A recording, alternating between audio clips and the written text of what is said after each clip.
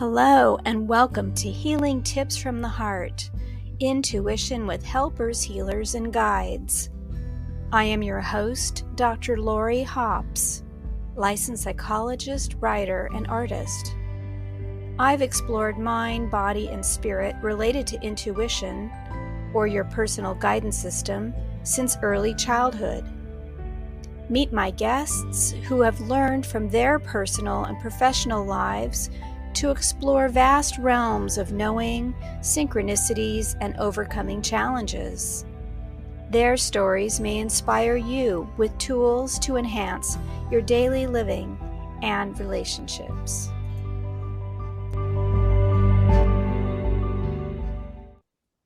Hello, everyone, and welcome my special guest, Dr. Rick Leskowitz, medical doctor who has retired after serving as a consultant psychiatrist for over 25 years with the pain management program at Spaulding Rehabilitation Hospital in Boston, Massachusetts, in the USA. He also founded the Integrative Medicine Task Force. He holds an appointment at Harvard Medical School and has studied energy healing, meditation, and hypnosis for over 40 years, presenting workshops all around the world on the integration of subtle energy techniques and theories with allopathic medical model. Rick has written widely for medical and lay audiences with over 50 articles being published in leading scientific journals. He's edited 3 textbooks, and he has a documentary film about group energies and sports, which I'm sure we'll hear a little bit about. It's called The Joy of Socks, S-O-X, Weird Science and the Power of Intention, and was broadcast on PBS stations nationwide in the fall of 2012. And he also most recently has a book called The Mystery of Life Energy, which we'll be talking about shortly. So welcome, Dr. Rick. It's so good to see you. Well, nice to be here, and thank you for inviting me, Lori. It's my pleasure. And I'd like people to know that I know you through the Association for Comprehensive Energy Psychology. I think that one of my very first meetings that I went to back in 2010, I may have sat next to you because you do have people who can't see you, you have a distinctive style and way that you wear your hair and such. And I thought, well, this seems like a very fascinating person. And so I love to see all these years later that I've gotten to know you and call you one of my esteemed colleagues. So thank you for being here. Oh, you're very welcome. So is there anything you'd like the audience to know as we get started with this interview? No, I mean, I think that thumbnail bio was, touched on some of the career high points, and the Association for Comprehensive Energy Psychology, ACEP, has certainly been a really important part of it as far as getting these energy concepts out there to a bigger audience of clinicians and ultimately of civilians. Yes. Lay people. Yes. Well, maybe we can start by your Joy of Socks documentary, since that's a very unique and different and intriguing title. And so can you talk a little bit about what that's about and how it relates to energy? Yeah, no, I'd be glad to. I guess the background has to be that I lived for most of my life in the Boston area, and we're rabid sports fans, even if we may not be particularly good athletes. And one particular team, the Boston Red Sox baseball team, went decades and decades and generations without winning. And then in 2004, everything sort of came together and they won the World Series. And it was just such an energetic phenomenon that the whole region really got caught up in this wave of enthusiasm. I mean, I saw it in my patients. I worked in a pain management program, and people tended to be, mood is kind of low when you've got chronic pain, but this was really a very effective antidepressant for having your home team win the World Series. But what really caught my attention was the energy aspects of it. I'd been interested in energy healing and energy medicine for a long time. Things like therapeutic touch was my first one, and then I learned some hands-on modalities. In 2004, I think I was, I had, of course, had been into the tapping from ACEP. But I I wrote an op-ed for our newspaper, the Boston Globe, about the energetics of sports, and they printed it, and I thought that was it. But my cousin, a filmmaker, saw the potential to do a documentary film, so we did, and we called it "The Joy of Sox" because it's joyful. It's about the Red Sox, and if the audience is old enough, they'll remember the book from the 1970s about the joy of sex. So it was a nice play on words, but it was so much fun to do because we interviewed players who talked about what it's like to be in that energy field of fans rooting for them and Mm. how they just take it in and build themselves up and get into the zone, as they call it. We also got to interview some of the scientists who were doing work on, you know, what is this energy? Is it real? Is it just a, imagination run amok? And we did a couple of really nice experiments to measure um, group energies in two different settings. One we did in the laboratory with the heart math people, because your heart rhythm is affected by the emotions of people near you. And so this is all available online, and the website for the book has these video clips that people can check out. The website is www.themysteryoflifeenergy.com. But the one we did at HeartMath, I was blindfolded and couldn't hear anything, and connected. My heart rate was being monitored by the HeartMath people's computer system. And then at some point, unbeknownst to me, four meditators came in and they sat behind me. They simply felt the emotion of appreciation coming from their heart. There's a visualization that goes with it. And within 10 seconds of them starting that, my computer readout of my own heart coherence, as they call it, just skyrocketed. And it was really, there was something in the air.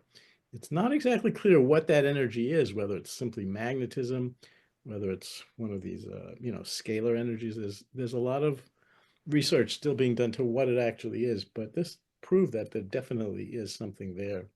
We also did some measurements during a ball game because there's this is even weirder, but the human mind can influence physical events, and research at Princeton University showed that random events similar to rolling a dice or flipping a coin can be influenced by people putting their intention and attention on the device. So they developed this random number generators where it would normally be 50-50 ones and zeros generated by the computer, but with attention, it varies.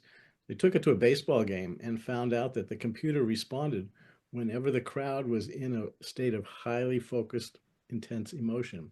There wasn't a microphone, it wasn't recording the sound levels, and some of the times it's actually silent. So again, this is research that's been done, started at Princeton and then spread into this really wonderful project called the Global Consciousness Project, where these portable laptop computers can be set up around the world, continuously recording this baseline level of global attention. And whenever there are really important worldwide events, the computers register it, even whether they're in the same town that the event happens in or 5,000 miles away. So how it happens is a whole other, really interesting question. But the fact that there is some sort of earth consciousness that can be monitored is really fabulous. And so Global Consciousness Project is the website for people who want to look into that.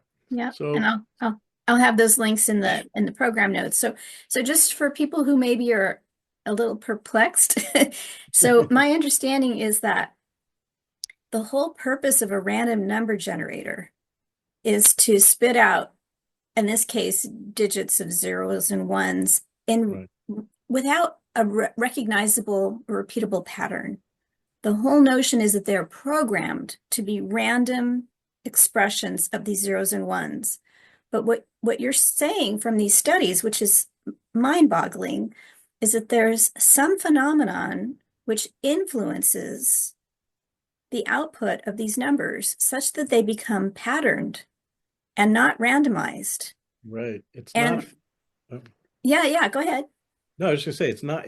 Normally it would be 50-50, 50% heads, 50% tail. And you sometimes it'd be 51-49 type of thing. But these would be consistent blips and spikes way above to the level of statistical significance. So that proves that something is happening. But you're right, it requires you to believe that your thoughts, which we usually think of as inside our head, are affecting this object that can be a foot away or a mile away. So the usual models that we all grew up with about what is the nature of thought and consciousness just don't fit with phenomena like that.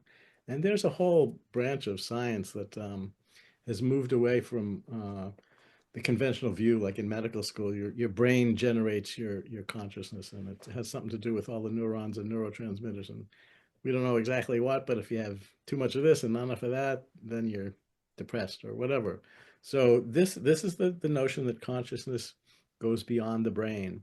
And these are, top-notch scientists. I mean, this was Princeton University, which, I'm a Harvard guy, but I'll admit that Princeton's pretty decent in and of itself. So, there's something there. And this research goes back like 40 years now. So Yeah.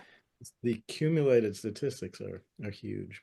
Yeah, it's massive. And also that these anomalies of going against the odds or outside of the 50-50 split is it's time stamped to coordinate with the phenomenon around it. In other words, when the crowd gets excited or when the world stops to pause because of a tragedy or some amazing positive thing that's happened, um, the changes in these number generators coordinate with those timestamps. They don't happen before and they don't happen after. So there's some kind of a correlation that's Yeah. repeatable, that's found around the world.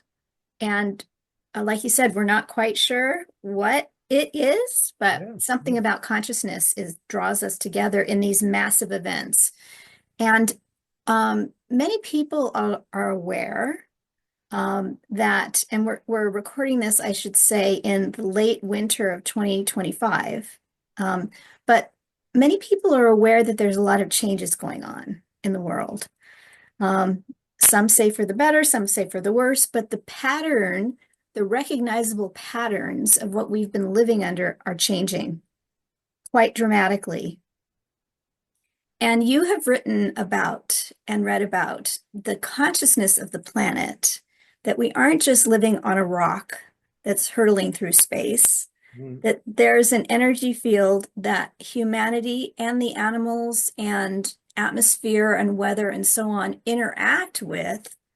This notion of an independent and interdependent identity of the planet that some refer to as Gaia, Gaia. And that's a, a remarkable idea that has deep roots beyond our kind of 3D scientific view of reality. So can you speak a little bit about that, since we're already pushing the boundary of kind Yeah. of known Yeah. conventional No. wisdom? Let's go a little No. further. No, exactly. Well, the human body has a biofield. We have energy centers, we have pathways, acupuncture meridians, and a field around it. Animals have it too. You can see diagrams of a horse with their acupuncture meridian. So the question was, is the earth a living organism? We don't think so in Western science, but every indigenous uh, peoples around the world worships as a conscious being. It turns out that there is a lot of work that has documented the energy fields of the earth. I've had a chance to go to England a lot because my wife is British. So there's a whole subsection of that in England where they've mapped out the alignment of many of the different sacred sites, especially in southern England, where this started out just a random observation, but somebody noticed that along the same pathway, if you go that way straight, there's an old chapel. If you go that way, there's an old stone circle, and right here is a sacred well. And they mapped it out in what they called ley lines. That there's a couple of diagrams. It looks exactly like an acupuncture meridian going across the southern part of England, with the points being places like Glastonbury and Stonehenge and places like that. So I've gotten very interested in it. That what they called it in British is geomancy. I think Ah, that should be up properly. So it's a known science. It's very analogous to feng shui in traditional Chinese medicine. But I've gotten very interested in the idea that the earth as a whole has this energy field. And when it changes, everybody who's connected with it changes too, Mhm. because we're all interlinked. The main thing about the Western materialist model is that we're all just separate, disconnected pieces, and that we kind of bump into each other once in a while. But it's, as you said, it's random. Whereas the indigenous view is that we're all interconnected, and I think it's the subtle energy that interconnects us. So the earth is a being too, and she goes through evolution of consciousness the same way that humans do. And I think something big is happening now. I mean, you have to be blind not to sense that something is cooking. And I don't honestly know whether it's because the solar system is entering that part of the galaxy with high energy photons, the photon belt, that's one theory, or whether energy is being beamed down by, extraterrestrials or what, but something is cooking and it's bringing all of this stuff to the surface because everybody is interconnected through it. So I think it's really important because there's so much polarization now, us versus them and good guys and bad guys and things like that. It's really important to remember that we are at base all interconnected and we can be sort of influenced by thoughts and input to veer off this way and that way and see differences. But at heart, we are all connected. And that's why the research I did on some of these sacred sites in England was really grounding, literally, because it was about the connection to the ground. And some of the places that Americans have heard of Stonehenge for sure, but that's not actually not the largest stone circle in England. There's one 15 miles away called Avebury that extends around an entire village, and it's um, you can walk amongst the stones, which you no longer can do at Stonehenge. So I've had a chance to go there a few times, played around with dowsing. I'm not particularly good at it, but you can sense some energies around the stones and in that area. And then maybe the I guess it's not a technical word, but the coolest thing that I've come across has happened in that region of southern England over the last 30 years or so in some of the wheat fields, sometimes just literally across the street from Stonehenge, within a matter of an hour, these amazing patterns will appear in the fields that you can see from overhead. They were detected first by some of these tourist ultralight flyover planes that were, taking pictures, and then they saw these incredible patterns in the wheat fields where, um, this is another book. They call them crop circles, and that's the kind of, you can see how complex it is. This is like several hundred yards across, so it's not just some little diagram. Um, and raised all sorts of questions like who, what, why, when, how kind of things. And there honestly aren't really definitive answers yet. The official media sponsored version was um, it's kind of ridiculous to say, but these two retired farmers said that they dragged planks of wood across the fields and knocked over the wheat in a pattern that from above you could see was, uh, but they only demonstrated with making a circle in a straight line. But these other ones now they're like very complex geometric designs, logarithmic spirals, and incredibly complex. There'll be dozens of actually here that that's one of the diagrams from a crop circle calendar. That's Oh, February's crop yeah, for circle. those who are just listening and not Oh, right. can't see, so there's a calendar behind Rick on the wall that looks kind of like concentric circles with rays coming off of the edges. Yeah. There's some good diagrams in the on the website in the into the resources section too, and including a flyover. That's whew. I've never seen a UFO, but I don't believe that human beings could make this. No one has ever replicated anything remotely like it. And so there's all sorts of theories about what that's about. I don't know how. I suppose you can edit this out if it's too far out, but I have been into obtaining information from channeled sources for a long time. As long as it resonates as true, I don't really care where the information comes from. Yes. And some of the stories about crop circles are that in southern England, because of the ley lines and the stone circles have anchored a very coherent kind of extraterrestrial energy that becomes a canvas that these kind of designs can be painted on through some sort of energetic transfer, and most likely from, some extraterrestrial source. And so it's imprinting these new ideas, these new designs, a new sense of awe. I think that some of the sources say that's the most important thing, is the sense of awe that you get from it. It's not to analyze it and figure out what does that diagram mean. It's just, wow, there's something really awesome in the original sense of the word awesome, not the Yeah. way it's trivialized now, that's going on here. And so they tend to happen in Southern England, and they're sort of setting the stage, imprinting some of this new energy to help in this process of transformation that we're going through, because it's very easy to get focused in on all the upsetting, anxiety provoking stuff. And, the media is sort of, well, it's like designed to focus on that and to get you upset. So it's really important to have some way of connecting to something bigger, whether it's going to crop circle, looking at crop circle pictures, or just going for a walk in the woods or in the park. Yeah. Nature can be a really powerful connector that way. Thank you for that. It's so fascinating. You and I spoke about this back last year at the ACEP conference. We had some time together. It was delightful. And I had just found out a little bit more about crop circles.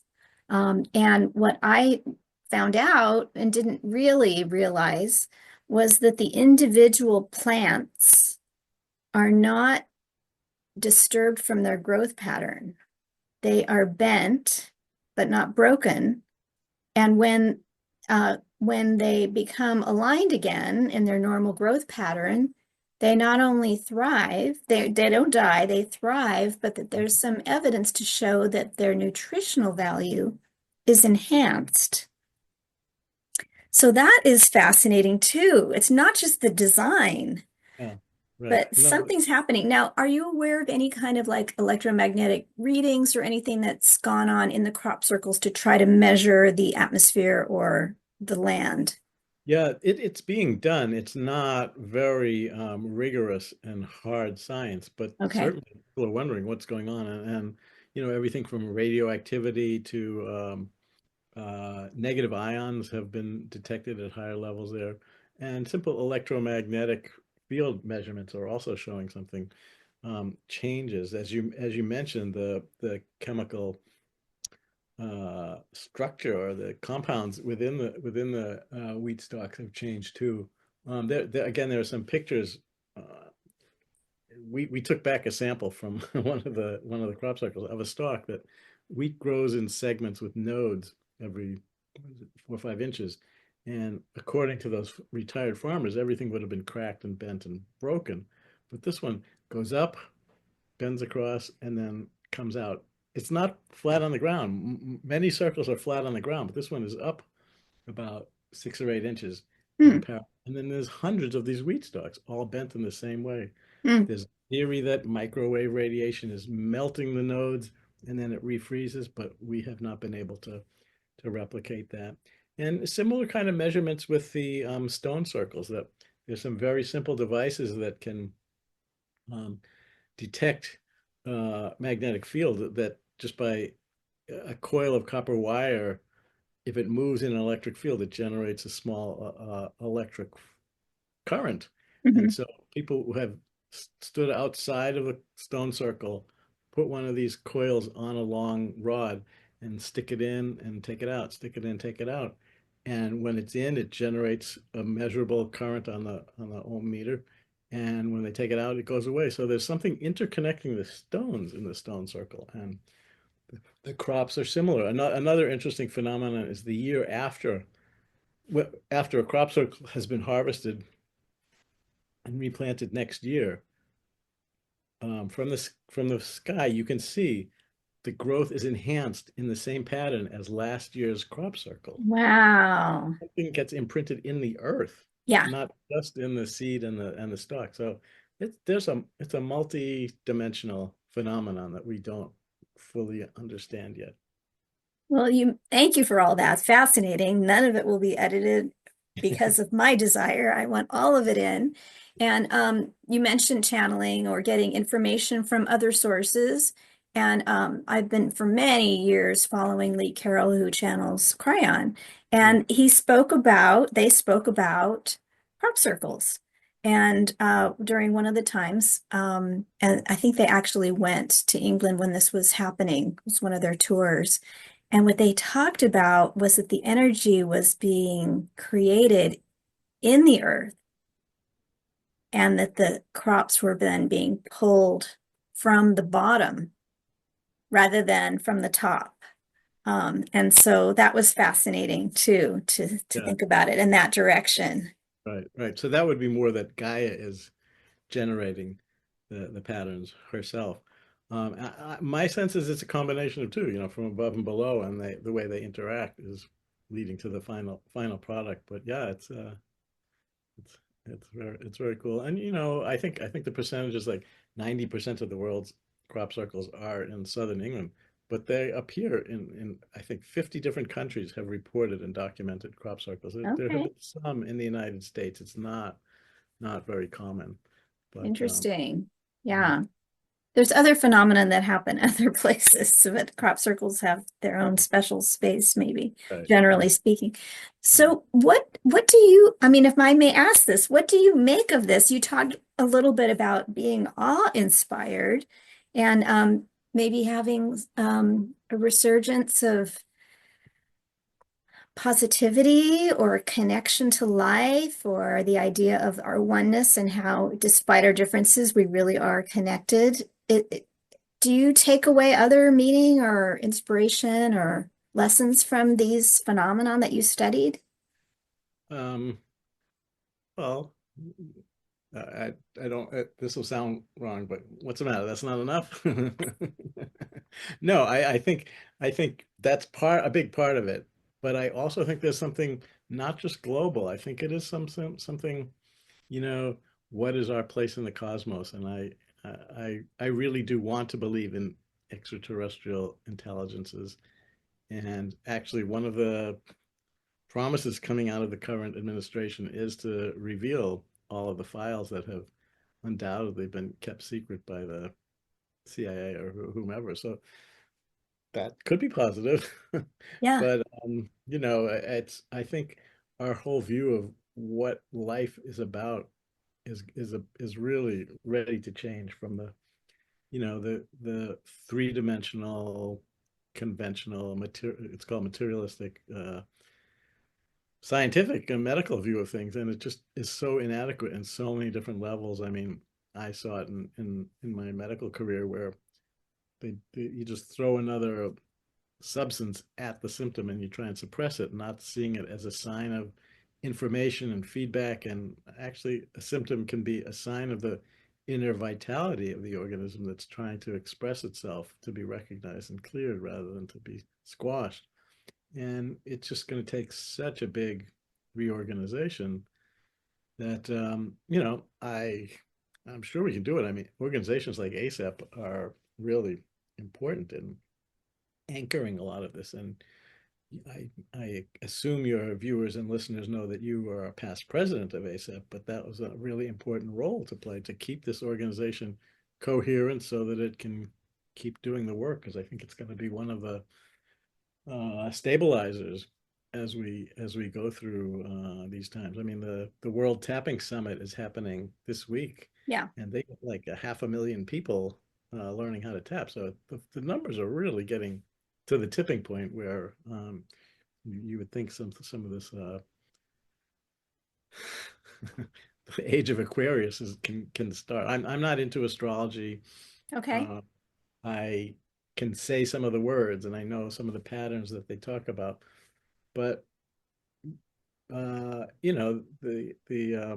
musical, the rock musical Hair from the 60s and 70s, the dawning of the age of Aquarius is not just a figure of speech, that actually is a cycle that astrologers talk about. It's not uh, when the moon is in the seventh house and Jupiter aligns with Mars. That part isn't actually correct, but many traditions, in the Ayurvedic tradition, there's a yuga as an age, and we're finishing one, a dark one, and entering another one. And Hopi prophecies, and so it's stuff that's been hinted at by a lot of different society, civilizations and thinkers. We've been particularly blinded by our very limited point of view, and I think it's just in the process of bursting open.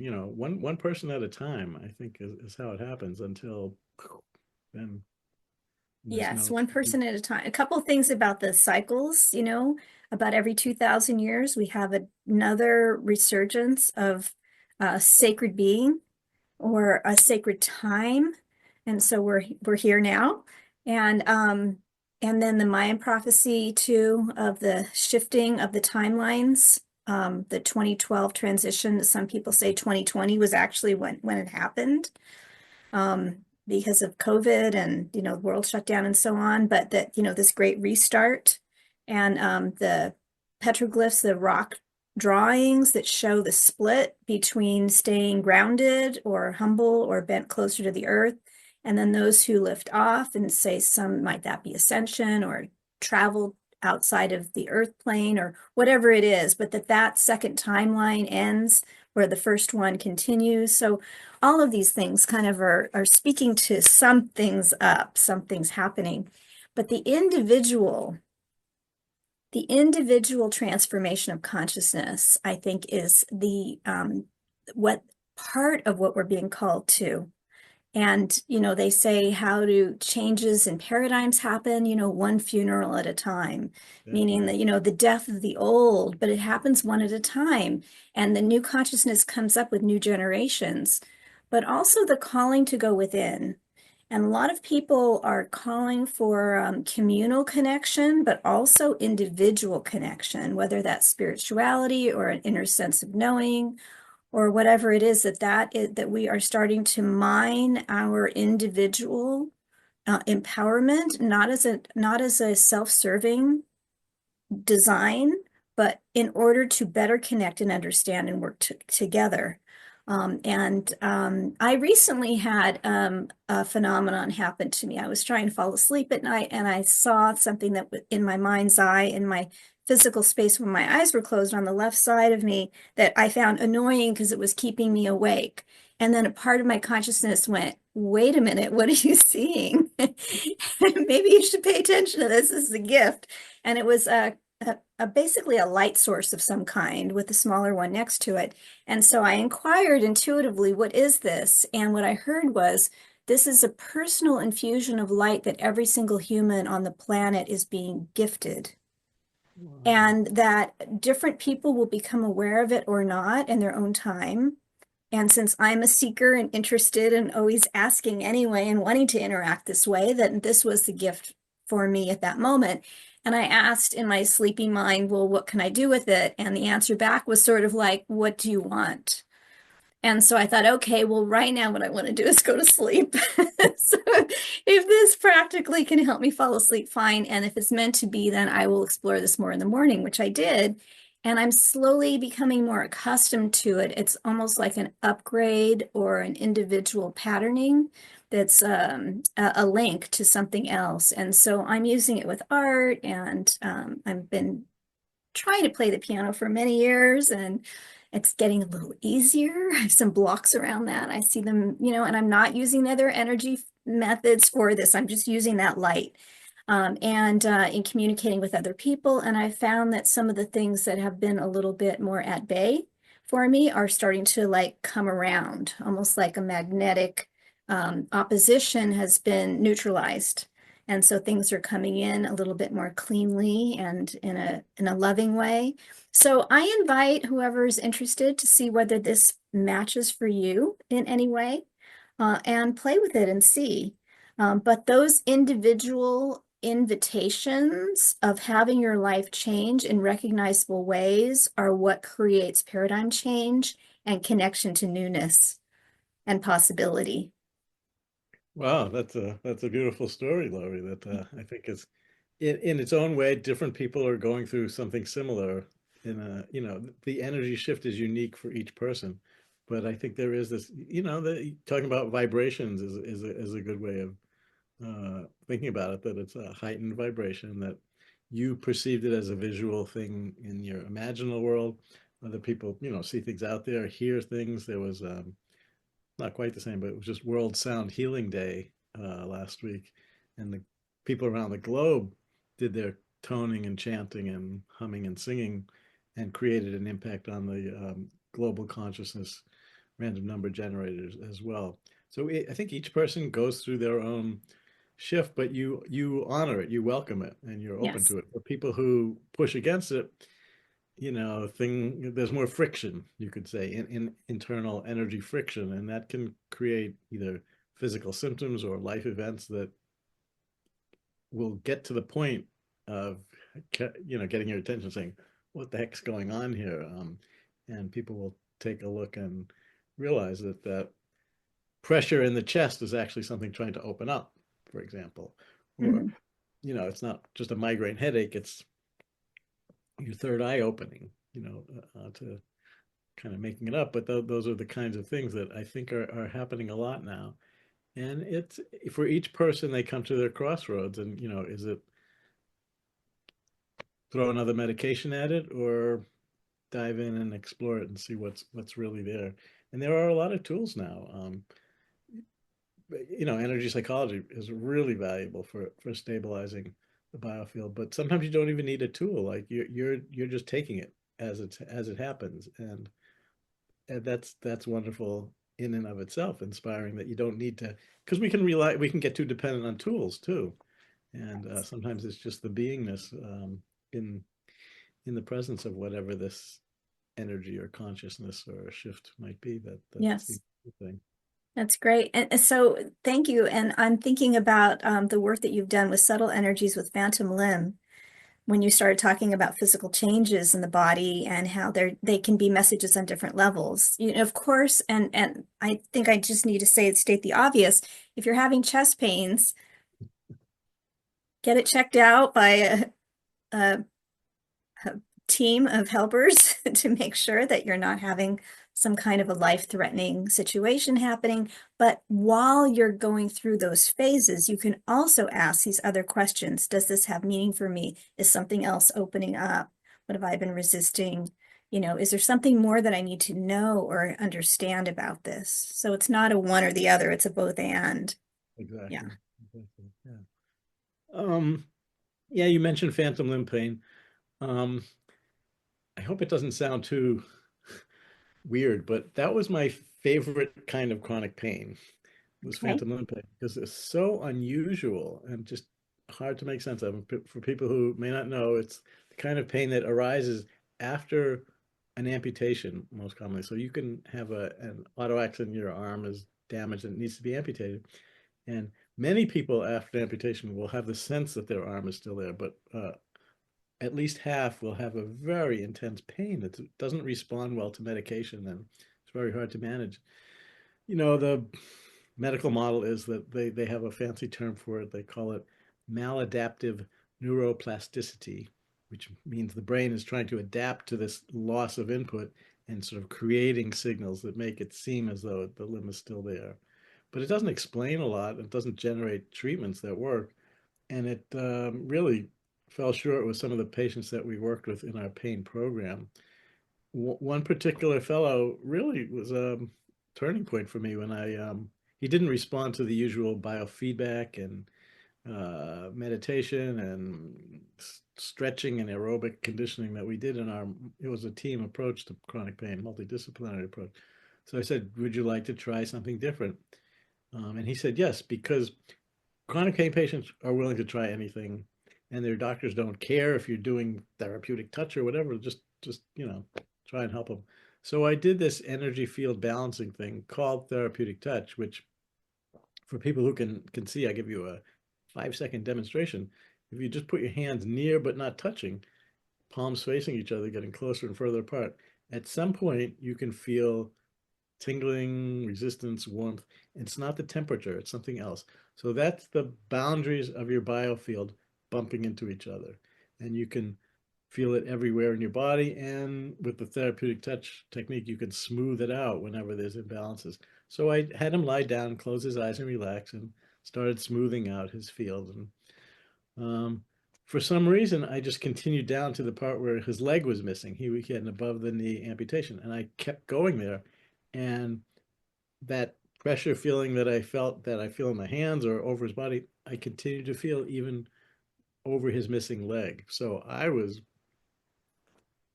gobsmacked, as they say in England. But the other part was that he opened his eyes and said, "What are you doing, Doc?" Because he could feel me touching his phantom limb. And neither of those things should happen in the medical model because there aren't any nerves out there. It was like 2 feet away from the nearest nerve. So I kept smoothing it out, and he felt the pain draining down his leg and out the bottom of his foot. But for me, it showed that the phantom limb is a thing. It's an actual objective thing out there, the biofield we call it. The challenge is to measure it and detect. I'm not the only one. I'm not the first one who's described this. People, the audience here might know of Donna Eden. She's a well-known energy practitioner. She can perceive directly with her eyes these energy fields, and she's worked with phantom. She describes in her book working with a phantom limb patient where she held in her hands the phantom, and she could see which acupuncture meridian was blocked. And so she worked with the acupuncture meridian that was invisible to everybody else, but the patient could feel it and she could see it and, drain it out that way. So there's many reports of it. The question is, we're always looking for objective ways to prove it so that it's not, you can't just write it off as some crackpot psychiatrist hallucination. But it's been hard to do.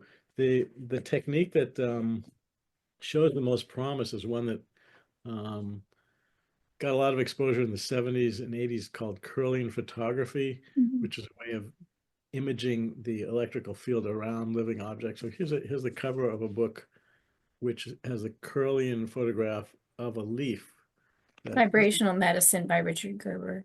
Mhm. and you can see that the field matches the border of the leaf. So a couple of people wondered what would happen if you cut off the tip of the leaf. And really, believe it or not, the field continues to exist even when the leaf is no longer there. It's called the phantom leaf effect, and it's an exact parallel to the phantom limb phenomenon. But it's been very hard to replicate. For some reason, the original experimenters had much more luck than anybody subsequently. This was that cover photo was like almost 40 years ago. Mhm. I'm working with a group of biofield researchers to try and replicate it and see whether, digital Kirlian photography works better, or, there's ways that you can enhance the energy field of the leaf by giving it a Reiki treatment before you cut the tip off. Oh, And it's still been, there's some very promising leads. The fellow who did the original researcher, John Hubacher, he's getting some very encouraging leads, but it's not quite there yet. And so the hope is that, first of all, we can document and demonstrate that the phantom leaf effect is valid and reproducible, and then go on and show it with human limbs. The ideal scenario would be you have to use objects that are thin to fit between the plates in oh, this brilliant device. So leaves and hands are good. You've probably seen some images of yeah. things.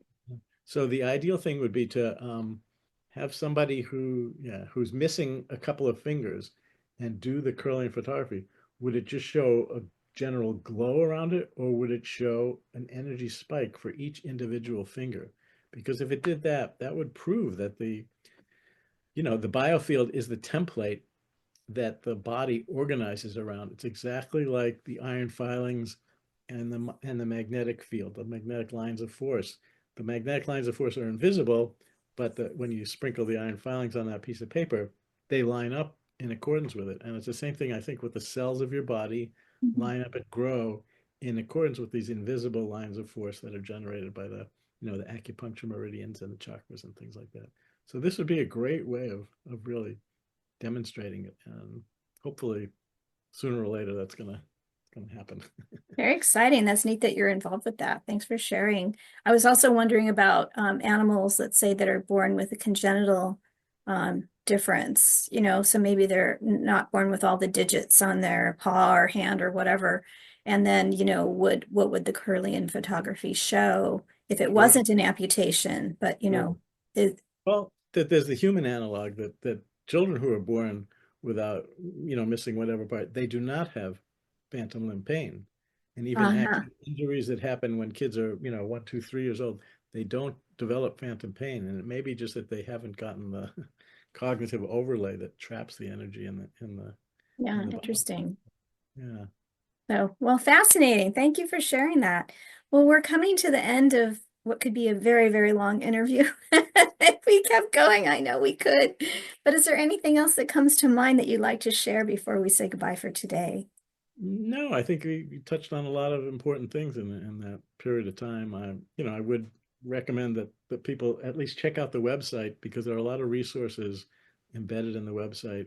Some video clips of the experiments we did, the crop circle flyovers, some of the photographs of part of the book is about other medical pioneers who got excommunicated by the medical church over the years. Yeah, And there's a blog, and if people want to sign up for the blog, there's a way to do that as well. So those would be some next steps if people are interested. wonderful. I'll make sure that all of that is in the program notes. Oh, thank you, thank you. Yeah, and I thank you so much for your time and your contribution to the literature and to life itself, and for being the kind of an open person who is willing to explore things that others are hesitant to consider. That's a special kind of a pioneering energy that I deeply respect and want to thank you for. Well, thank you for your kind words, Lori. I appreciate that. Okay, thank you. Bye-bye, everyone.